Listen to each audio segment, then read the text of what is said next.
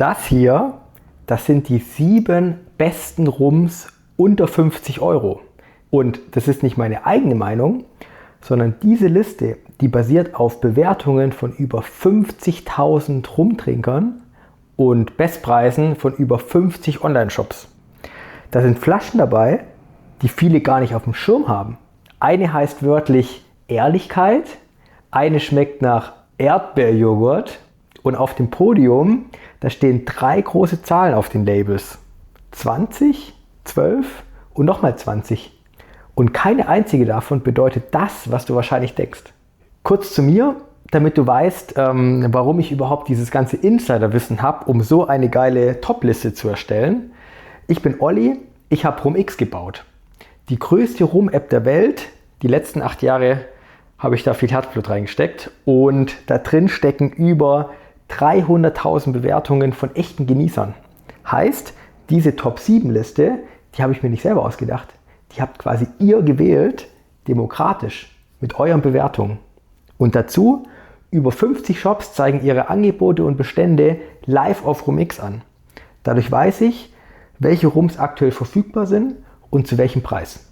Gleich zählen wir runter von Platz 7 bis Platz 1. Vorher zeige ich dir, wie ich diese Liste transparent zusammengestellt habe. Los geht's!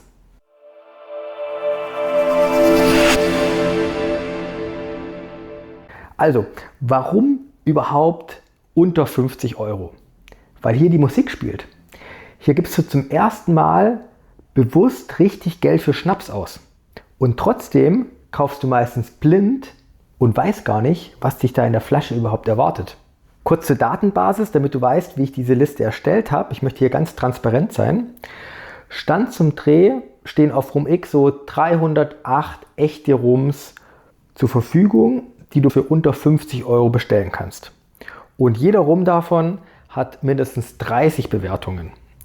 Die Mitte aller dieser Bewertungen, also der Median, der liegt bei 7,0 von 10. Das ist auf RumX ein solides Gut.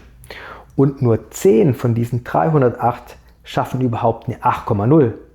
Also ein sehr gut. 10 Stück, das sind gerade mal 3%.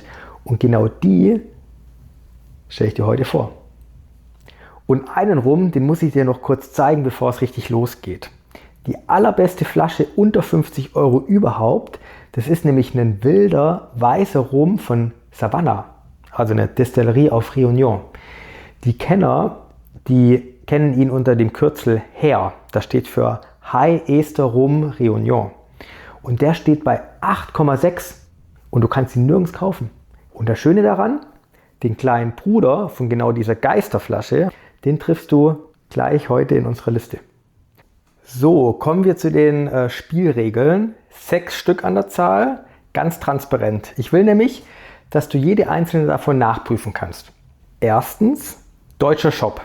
Also jede Flasche hier steht bei mindestens einem Händler aus Deutschland. Zweitens, unter 50 Euro. Heute, nicht irgendwann mal. Drittens, es muss Rum sein. Klingt jetzt erstmal komisch, oder? Ist es aber nicht, weil in der EU gibt es nämlich eine ganz klare Regel. Mehr als 20 Gramm Zucker pro Liter und das Ding darf nicht mehr Rum heißen. Dann ist es eine Spirituose auf Rumbasis und das steht dann auch so auf den Etiketten drauf, aber eben nur im Kleingedruckten. Und als ich diese eine Regel über die potenziellen Top-Treffer gelegt habe, sind auf einen Schlag 63 Flaschen rausgeflogen. Darunter Bestseller, die jeder kennt und sogar eine mit einer glatten 8,0. Viertens, mehr als 5 Flaschen im Bestand, sodass du also nach dem Schauen von dem Video hier auch die Rums tatsächlich kaufen und genießen kannst. Fünftens, ein Haus, ein Platz. Sonst stehen am Ende irgendwie 3 Flaschen derselben Brennerei in der Liste und dir entgeht die ganze Bandbreite von Rum. Und genau diese Vielfalt, die macht Rum ja so spannend.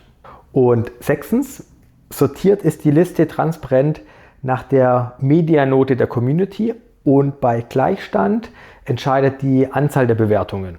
Nur 7 Flaschen haben diese 6 Regeln überlebt und die stelle ich dir jetzt vor. Platz 7. Wir starten damit direkt mit der Geschichte vom Anfang. Das hier ist der Veritas. Das ist ein Blend aus 2 großen Namen, nämlich Foursquare aus Barbados und Hemden aus Jamaika. 2 Häuser, die sonst getrennt unterwegs sind, und hier stecken sie zusammen in einer Flasche. Und der Jamaika-Anteil, der bringt hier diesen Funk mit, also diese wilden, überreifen Fruchtaromen, für die Jamaika so berühmt ist. Falls du mein Jamaika-Video vom letzten Sonntag gesehen hast, genau darum geht's. Und diese Aromastoffe dahinter, die nennen die Kenner Ester. Und jetzt kommt's. Genau dieselbe Flüssigkeit wird in den USA unter einem anderen Namen verkauft. Als Probidas. Gleiche Brennereien, gleicher Blend, nur eben ein anderes Markenrecht. Und was macht die Community? Die bewertet den Veritas hier mit einer 7,7 und den Probidas mit einer 8,0 von 10. Also gleiche Rum und 3 Zehntel Unterschied. Und das liegt nicht an der Flasche, das liegt an den Märkten. Nämlich der Probidas, der wird vor allem in den USA getrunken und bewertet und der Veritas bei uns hier in Europa. Und vielleicht ticken die Gaumen da drüben einfach ein bisschen anders, aber ich habe da eine ganz eigene Theorie, und zwar, wir sind halt mit unserer riesigen Rumauswahl hier einfach einen Tick verwöhnter. Deshalb rechnen wir beide Seiten zusammen. Sind dann in Summe 291 Bewerter mit einer 7,8 als Median. Und der Name ist übrigens kein Zufall. Probidas, das ist Latein für Ehrlichkeit. Richard Seale, das ist der Kopf hinter Foursquare, der hat mal gesagt, der Name soll genau das widerspiegeln. Also nichts drin außer Rum. Kein Zucker, keine Farbe. Und ich meine, in dem Video, wo es die ganze Zeit um Ehrlichkeit geht und die besten Rums basierend auf 300.000 Verkostungsnotizen, da passt das natürlich unverschämt gut. Und jetzt das Beste. Die Community hat für die Flasche im Schnitt 27 € gezahlt und Stand zum Dreh kriegst du ihn auf RumX aktuell für 26 € mit unter 6 € Versand, und es sind über 100 Flaschen im Bestand. Das ist die günstigste Flasche der ganzen Top 7 Liste. Pur ist er noch ein bisschen jung und ein bisschen wild, aber im Daiquiri ist er eine absolute Granate. Ach ja, eine Sache noch. In den USA ist gerade eine Schwesterabfüllung gelandet. Green Label heißt die, mit mehr Power, 57%, gereift dunkel. Bei uns gibt es die noch nicht, aber wie du der Erste bist, der rausfindet, wenn sie in Europa landet, das zeige ich dir am Ende. Platz Nummer 6. Und den Namen hier, den kennst du bestimmt. Eldorado 15 aus Guyana, 7,9 ist die Bewertung, 233 Leute haben abgestimmt. Aber Moment mal, nach allem, was ich gerade über Zucker erzählt habe, denkst du jetzt vielleicht, wie kommt der denn hier in die Liste rein? Weil das hier ist vielleicht die schönste Wendung, die die Rumwelt in den letzten Jahren erlebt hat. Der alte Eldorado, also die Vorauflage von dem 15er, den haben unabhängige Tester mit rund 31 Gramm Zucker pro Liter gemessen. Also ganz klar über der neuen EU-Verordnung.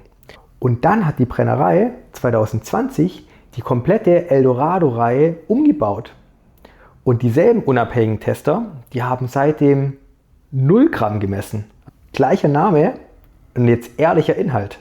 Flaschen können also die Seiten wechseln und der hier ist genau das perfekte Beispiel dafür. Und was drin ist, das ist Guyana pur. Der Blend läuft über die historischen Brennanlagen der alten Demerara-Brennereien. Teile davon sind über 100 Jahre alt und das gibt es sonst nirgends auf der Welt. Die Community schmeckt dabei Holz, Vanille und dunkle Gewürze. Das ist auf jeden Fall der dunkelste Klassiker hier in der Top 7 Liste. Und in unseren Daten, da steckt noch ein Detail, das ich richtig stark finde. Nämlich normalerweise läuft es bei den gereiften Rums in der Liste so, die Einsteiger, die werten ihn im Schnitt höher als die Kenner. Beim Eldorado, da ist es genau andersrum. Hier werten die Kenner höher. Fairerweise, ein paar alte Fans, die trauern der süßen Version heute noch hinterher. Mehr Ecken, weniger Schmusedecke. Kostet um die 46 €, Stand zum Dreh, 6 € Versand und über 100 Flaschen verfügbar. Und ganz wichtig beim Kauf, es muss die 2020er Variante sein. Das sieht man am neuen Flaschendesign. Platz Nummer 5. Und jetzt wird es richtig wild. Der Creole Straight, Jahrgang 2022 von der Destillerie Savannah auf Réunion. 8,0 bei 40 Bewertungen. Und auf dem Etikett steht eine Zahl, da musst du doppelt hinschauen. ganze 68,7% Alkohol. Savannah, das ist nämlich die Brennerei von der 8,6, wo ich dir am Anfang erzählt habe. Also dieser Geisterflasche, die keiner mehr kaufen kann. Und der hier, der ist sozusagen der kleinere kaufbare Verwandte. Reiner Zuckerrohrsaft, gebrannt auf einer historischen Kupfersäule und danach passiert genau nichts. Brut de Colonne, das heißt nämlich unverdünnt abgefüllt. Also genau so, wie der Stoff aus der Brennsäule rausläuft. Die davor hatte 67,4, die davor wiederum 67,2. Also steht immer das drauf, was rauskommt. Das ist echte Handwerkskunst und kein weichgespültes Marketing. Und was schmeckt die Community bei fast 69% so raus? Keinen brennenden Sprit, sondern Zuckerrohr, Zitrus und grüne Olive. Also ein total abgefahrenes Geschmacksprofil. Mehrere schreiben da, die hohe Alkoholstärke hätten sie blind nie erraten. Und noch was Spannendes. Auf RumX, da stufen die Leute bei einer Verkostung über die App auch ein, wie süß ein Rum für sie schmeckt. Und den hier, den stufen sie als extrem trocken ein. Merkt ihr das mal, weil das ist die trockenste Flasche aus der ganzen Top-Liste. Und am Ende zeige ich dir eine übersichtliche Karte, wo du alle 7 Tipps auf einen Blick siehst, wie sie in dieser Süßheitsskala eingeordnet sind. Aber eine Sache noch, bevor du zuschlägst. Das ist nämlich eine halbe Liter Flasche, um die 40 Euro. Wenn man das auf 0,7 Liter hochrechnet, dann ergibt es so um die 56 Euro. Dafür ist das Ding limitiert auf 6.500 Flaschen, Ernte 2021. Und Stand zum Dreh gibt es noch so ungefähr ein Dutzend Flaschen bei deutschen Händlern auf RumX. Wenn du also wilden weißen Rum liebst oder einfach mal rausfinden willst, wie verrückt Rum schmecken kann, dann empfehle ich dir diese Flasche. Platz Nummer 4, und jetzt kommt die kurioseste Flasche der ganzen Liste, nämlich ein weißer Australier. Gebrannt von Killick bei Melbourne und vom dänischen Bottler SBS abgefüllt. 8,0 von 10 Punkten, 111 Bewertungen, 57% Alkoholstärke. Und jetzt schau dir mal die Community-Tags an. 93 Leute schreiben Erdbeere in ihre Notizen, 69 schreiben Joghurt. Und das bei einem Rum. Und es ist kein Aromazusatz, das ist reine Handwerkskunst bei der Gärung. Die 2 Brüder von Killick, die haben nämlich früher Sauerbier gebraut und heute lassen sie die Melasse Wochen wild vergären mit sogenannten Muckpits. Das sind Gruben voller alter Gärreste und Bakterienkulturen. Im Prinzip wie so ein Sauerteigstarter für Rum. Und falls dir das jetzt bekannt vorkommt, genau das ist das Handwerk aus meinem Jamaika-Video. Nur ans komplett andere Ende der Welt verpflanzt. Und die Aromen, die dabei entstehen, die kriegst du mit normaler Reinzuchthefe quasi überhaupt nicht hin. Und genau daher kommen diese verrückten Erdbeer- und Joghurt-Assoziationen. Und jetzt schließt sich auch ein Kreis, nämlich, weißt du, womit unsere Community den hier auffällig oft vergleicht? Nämlich mit dem Savannah Hair, also dieser Geisterflasche vom Anfang, die 8,6, wo keiner mehr kaufen kann. Aber offenbar sehen die Community-Member so große Ähnlichkeiten und haben sich total in diesen Stil verliebt. Kostet um die 45 Euro, aber Achtung, es sind aktuell nur 8 Flaschen bei deutschen Händlern verfügbar. Und von allen 7 ist das vermutlich die Flasche der Top-Liste, die am ersten weg ist. Jetzt haben wir Halbzeit und erinnerst du dich an diese 3 Etikettenzahlen vom Anfang, also die 20, 12 und nochmal die 20, die kommen jetzt und alle 3 stehen auf dem Podium. Platz Nummer 3, der Ron Abuelo 12 Two Oaks von Varela Hermanos aus Panama. Das ist ein echter Familienbetrieb in 3. Generation, 8,0 Punkte, 182 Bewertungen. Two Oaks, also 2 Eichen, und das ist wörtlich gemeint. Erst reift der Rum ganz normal in Bourbonfässern und dann nochmal maximal 9 Monate in frischen, stark ausgekohlten Fässern aus neuer amerikanischer Eiche. Und deshalb schmeckt der dunkler und rauchiger, als Panama sonst so klingt. Die Community sagt Holz, Vanille und ein Hauch Lagerfeuer. Kurz zur Einordnung, die wirklich wilden Kanten, die hatten die Rums auf den Plätzen 7 bis 4, die ich euch gerade vorgestellt habe. Also 68%, Mark Pitt, du erinnerst dich. Das Podium hier, das ist die zugängliche weiche Seite. Und genau da ist der Abuelo der erwachsenste von den dreien. Am wenigsten süß, dafür mit den meisten Ecken. So, und jetzt die Etikettzahl Nummer 1. Auf der Flasche steht groß XII, also römisch 12. Und jetzt halte ich fest, das ist kein Mindestalter. Der Hersteller sagt nämlich selber, das ist ein Blend aus Rums zwischen 8 bis über 40 Jahre, im Durchschnitt etwas über 11 irgendwas. Und auf dem Etikett römisch 12. Das ist völlig legal, weil die 12 da eben nicht als Altersangabe dient, sondern nur als Zahl. Beim Scotch wäre sowas komplett undenkbar. Steht da ein Alter drauf, muss es der jüngste Whisky im Blend sein, also das Mindestalter. Im Rumregal, vor allem bei spanischen Rums, ist es dagegen völlig üblich. Jetzt weißt du, wie du diese Zahl lesen musst. Die Community hat meist so um die 50 € gezahlt. Stand zum Dreh kriegst du ihn auf RumX für 45 € mit 6 € Versand. Über 100 Flaschen im Bestand. So, erste Etikettenzahl entzaubert, kommen noch 2. Platz Nummer 2. Der Ron Centenario Fundación 20 aus Costa Rica. 8,0 von 10 bei 265 Bewertungen. Das ist wohl die Wohlfühlflasche aus der ganzen Top-Liste. Die Community schmeckt Vanille, Karamell, weich und warm. Und es ist auch gleichzeitig die Flasche, bei der Einsteiger und Kenner am weitesten auseinander liegen. Die Einsteiger, die lieben ihn, im Schnitt eine glatte 8,2 und die Kenner deutlich kühler. Dazu gleich noch mehr. Diesmal auf dem Etikett die 20. Der hier reift nämlich im Solera-Verfahren. Das ist wie so eine Art Stapelsystem für Fasslager. Da werden ältere und jüngere Jahrgänge immer wieder miteinander vermischt.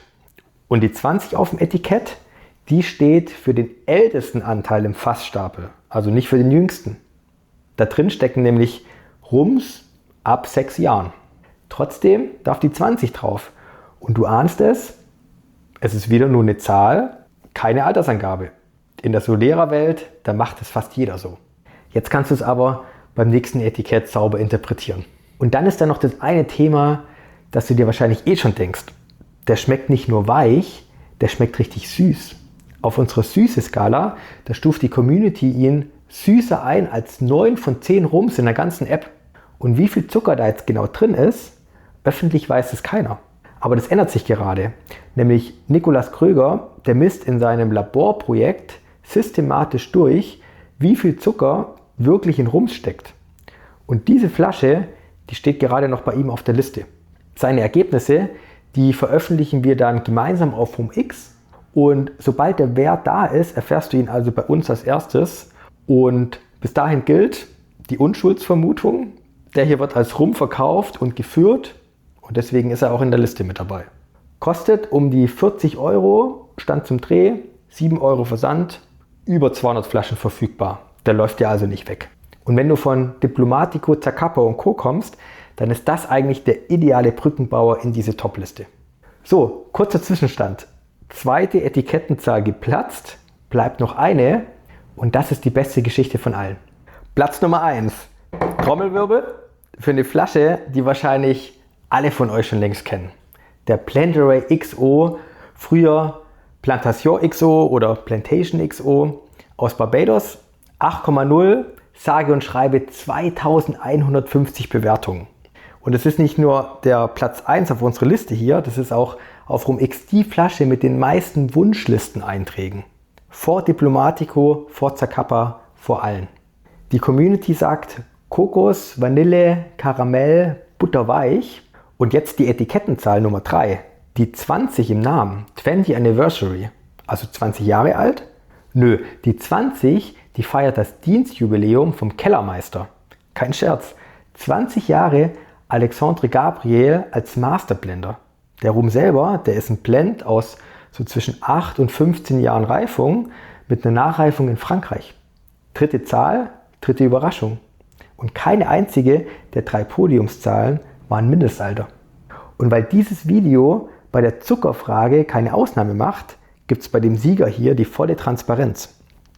Planterey arbeitet nämlich mit einer sogenannten Dosage. Das ist eine kleine bewusste Zuckerzugabe ganz am Ende der Reifung. Und das Datenblatt vom Hersteller sagt auch ganz transparent 19 Gramm Zucker pro Liter. Erlaubt sind maximal 20, mehr und es wäre offiziell kein Rum mehr. Der fährt also quasi mit Tempo 49 durch die 50er-Zone, aber offen und ehrlich kommuniziert. Und man schmeckt es auch. Auf der Süße-Skala, da stuft die Community ihn auf derselben Stufe ein wie ein Diplomatico. Und genau deshalb ist der hier auch so spannend. Die Kennerszene, die diskutiert über Zucker.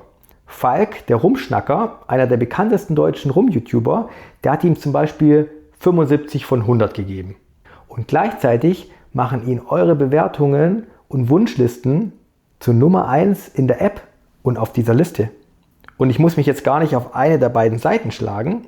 Die Daten, die zeigen nämlich ziemlich genau, wer ihn liebt und wer nicht.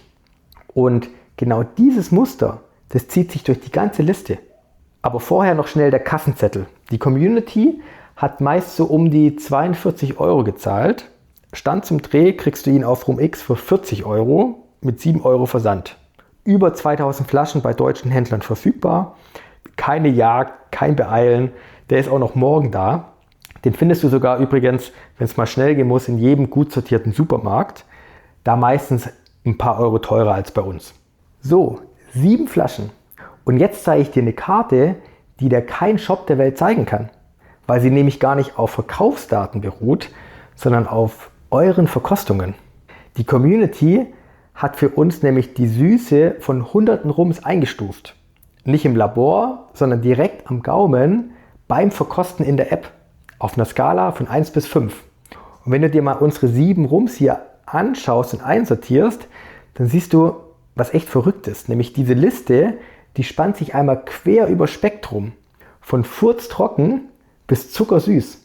Ganz links steht der Creole, dann kommen Eldorado, Veritas, so das Mittelfeld, dann Abuelo und der Australier. Beim Australier kommt die gefühlte Süße übrigens aus der Gärung und nicht aus dem Zucker.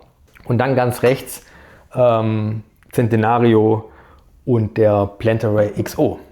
Heißt, es gibt nicht den einen besten Rum unter 50 Euro.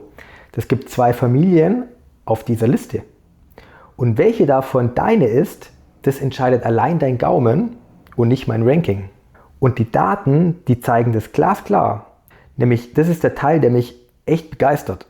Bei den süßen, dunklen, also beim Planterey XO, Centenario, Abuelo, da werten die Einsteiger im Schnitt höher als die Kenner. Und bei den wilden Weißen, also beim Creole oder beim Australier, da tragen vor allem die Kenner die Note. Also Leute, die auf RumX schon 50 und mehr Rums bewertet haben. Und Einsteiger, die tauchen hier kaum mehr auf. Ein und dieselbe Liste und 2 Publikümer oder Publika. Und der Zucker, alle 7 werden als Rum verkauft und geführt. Vom Creole bis hin zum Planterey XO mit seinen dokumentierten 19 Gramm. Konkrete Zuckerzahlen hattest du heute bei 2, nämlich beim Eldorado und beim XO. Und die dritte Zahl, der Centenario, die ist noch unterwegs. Du erinnerst dich. Süß ist keine Sünde, nur Verschweigen, das wäre eine. Und deshalb findest du auf RumX zu jeder Flasche alles, was wir haben. Die Community-Note, die süße Einstufung und nach auch die Labormessungen aus dem Zuckerprojekt von Nikolaus Kröger. So, bevor wir zum Fazit kommen, zeige ich dir noch kurz, wie du beim Kaufen das meiste aus dieser Liste rausholst.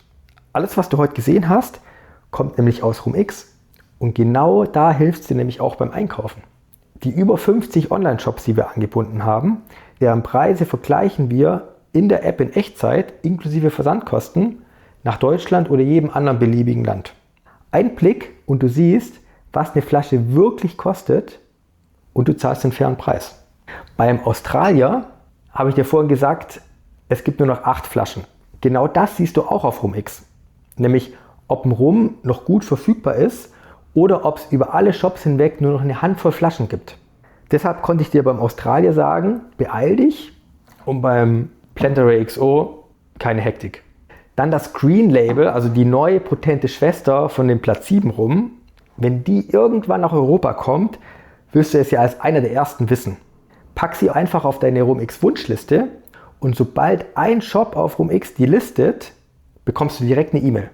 Du bist also der Erste, der es erfährt, bevor es sich überhaupt rumspricht. Und dann ist da die Funktion, die aus dieser Liste deine Liste macht. Der Match Score. Du hast ja gerade gesehen, die Liste hat 2 Familien. Bewerte in der App einfach ein paar Rums, die du schon kennst, und die App errechnet dir für jede Flasche, wie gut sie zu deinem Geschmack passt. Nicht objektiv der Beste, sondern der Beste für dich. Und ja, ich weiß, wie das jetzt klingt, der Typ mit der Rum-App, der findet seine eigene Rum-App so super, aber andersrum wird nämlich ein Schuh draus. Nämlich, ich habe die App ja nicht gebaut, um dir hier eine Liste zu verkaufen. Ich konnte diese Liste nämlich überhaupt erst bauen, weil es die App gibt. Aus euren Bewertungen, euren Kaufpreisen, eurer Wunschliste. Ohne euch wüsste ich es nämlich auch nicht besser. Diese Liste ist also von der Community für die Community. Bleibt dir eine Schlussfrage, nämlich was heißt das Ganze denn jetzt für dich? Wenn du von Diplomatico, Zacapa und Co. kommst und einfach so diesen nächsten sicheren Schritt machen willst, dann empfehle ich dir den Centenario 20 oder den Plantaray XO.